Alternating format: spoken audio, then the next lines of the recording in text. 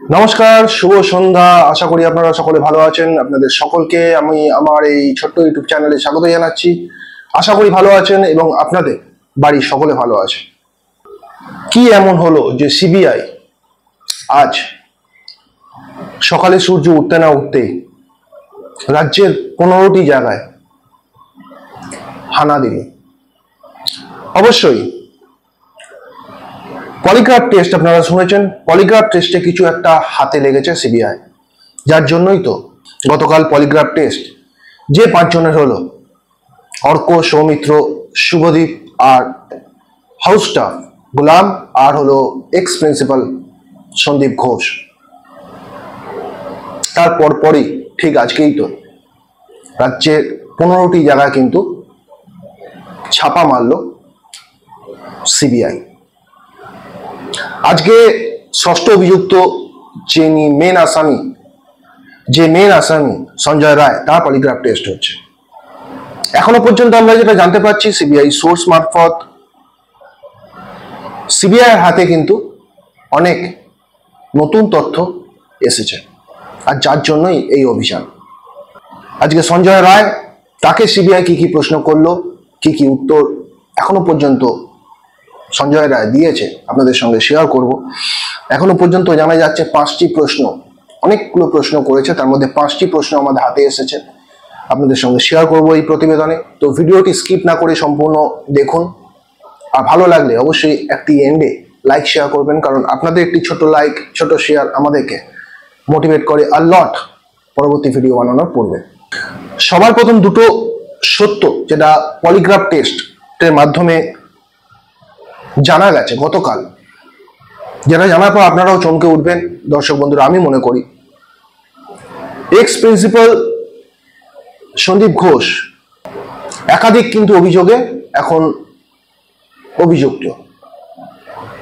তার মধ্যে দুটো নতুন রহস্য বেরিয়ে এসেছে, যেটা জানার পর আপনারা বুঝবেন এই কালপ্রিট মানুষগুলো কিভাবে সাধারণ মানুষের, দেশের রাজ্যের সাধারণ মানুষের ক্ষতি করছে।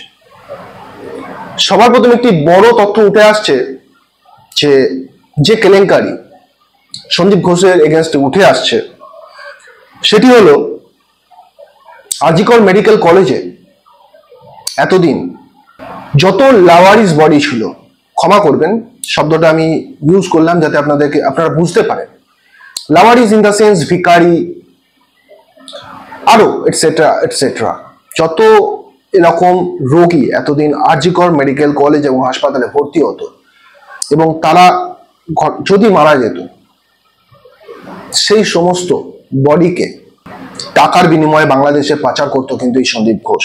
এই তথ্য কিন্তু গতকাল পলিগ্রাফ টেস্ট এর দ্বারা বেরিয়ে এসেছে। 2 নম্বর, আপনাদের গায়ে রোম কাঁটা দেবে, সেটা হলো পয়সার লোভে এই মানুষগুলো হাসপাতালে যেগুলো রিইউজ ইনজেকশন, সিরিঞ্জ যেগুলো আমরা বলি, সেই ইনজেকশনকে এরা পুনরায় রিইউজ করত, সুস্থ মানুষের শরীরে প্রয়োগ করত। অর্থাৎ যদি বলি, যে ইনজেকশন একবার ইউজ হয়ে গেছে, যে সিরিঞ্জ একবার ইউজ হয়ে গেছে দর্শক বন্ধুরা, নতুন সিরিঞ্জের জায়গায় সেই পুরনো সিরিঞ্জকে এরা ব্যবহার করত এবং নতুন সিরিঞ্জের যে টাকা আসতো সরকার থেকে, সেটা পুরোপুরি পকেটে যেত কিন্তু এই সন্দীপ ঘোষের। গতকাল পলিগ্রাফ টেস্টের মাধ্যমে এই খবর কিন্তু উঠে আসছে। আজকে এখনো পর্যন্ত সঞ্জয় রায়কে যে প্রশ্নগুলো জিজ্ঞাসা করা হয়েছে, সেগুলো একটা, যেটা আমরা জানতে পারছি সিবিআই সোর্সের দ্বারা, ঘটনার সময় অর্থাৎ 9ই আগস্ট রাত্রেবেলায় যে ঘটনাটি ঘটেছে সেই জুনিয়র লেডি ডক্টরের সঙ্গে, সেই ঘটনার সময় সঞ্জয় রায়ের সাথে আর কি কেউ ছিল জিজ্ঞাসা করা হয়েছে পলিগ্রাফ টেস্ট। 2 নম্বর, সন্দীপ ঘোষকে সঞ্জয় রায় চেনেন কিনা জিজ্ঞাসা করা হয়েছে এই প্রশ্ন।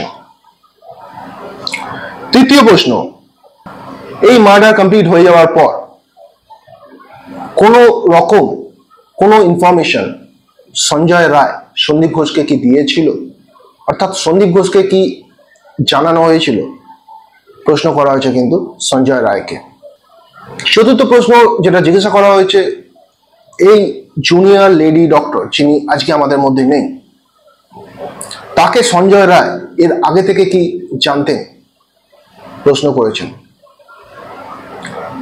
5, 9 আগস্ট ওই ঘটনার আগে সঞ্জয় রায়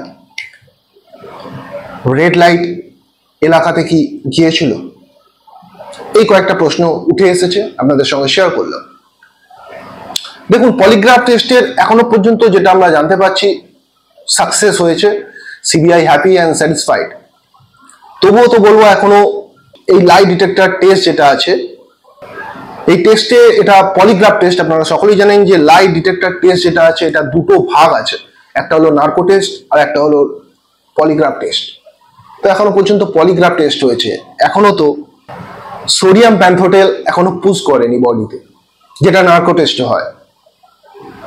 অর্থাৎ শরীরের মধ্যে ইনজেক্ট করা হবে সোডিয়াম প্যান্থোটেল, এবং যার পর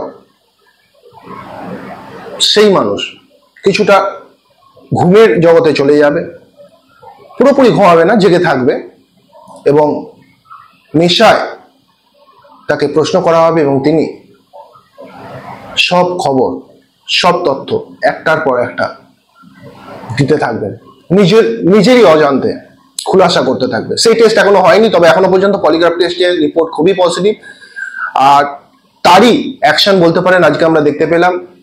গতকাল পলিগ্রাফ টেস্ট, আর আজকে সকাল সকাল সূর্য উদয় হওয়ার সঙ্গে সঙ্গে রাজ্য জুড়ে 15টি জায়গায়, বিশেষ করে এই ঘটনায় যাদের নাম আমরা শুনতে পারছিলাম, তাদের বাড়িতে একটার পর একটা সিবিআই আক্রমণ, এটা কিন্তু তারই সিগন্যাল দিচ্ছে যে পলিগ্রাফ টেস্ট এখনো পর্যন্ত সফল।